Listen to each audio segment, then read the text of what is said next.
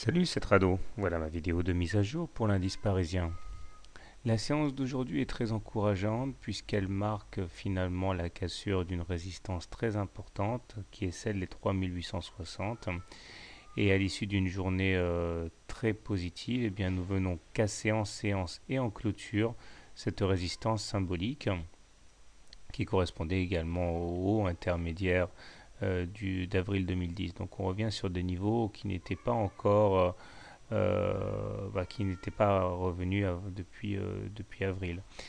Le prochain objectif intermédiaire semble être maintenant l'objectif de la tasse avec anse que je signalais hier, avec toujours ici la tasse, la lance. Et si tout se passe bien, donc on pourrait attendre les cours sur les 3973, 4000, cette zone-là.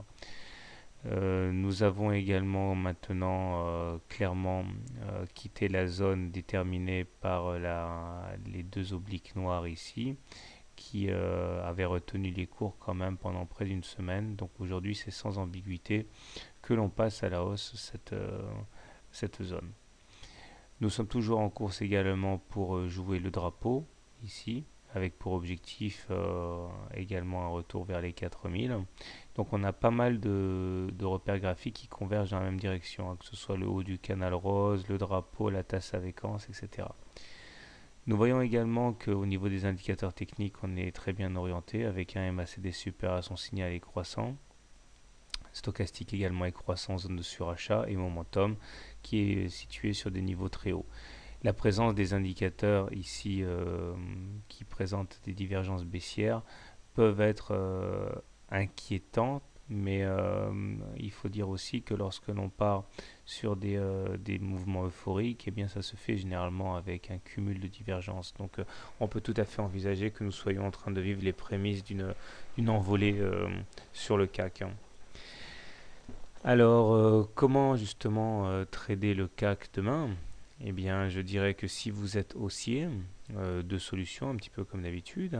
Les plus agressifs attendront un retour sur la M7 pour acheter. Stop loss en cas de clôture sous la M7. Objectif en intraday, aller chercher la Bollinger supérieure. D'ailleurs, vous remarquerez qu'il s'en est fallu de quasiment rien, un souffle, pour qu'on clôture au-dessus de la Bollinger supérieure, ce qui aurait été un signal très positif.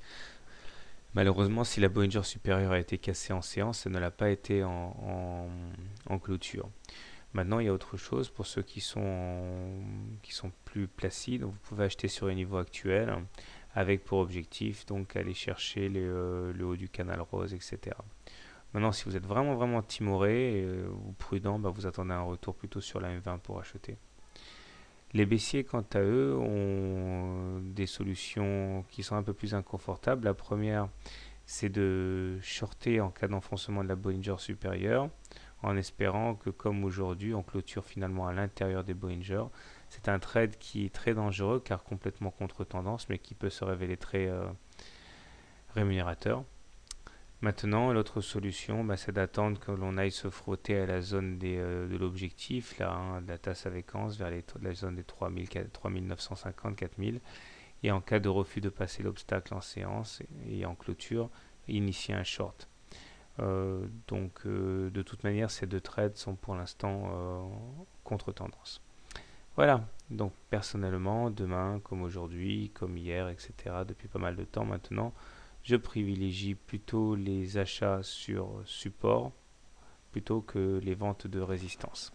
Voilà, bonne soirée, bon trade, à demain.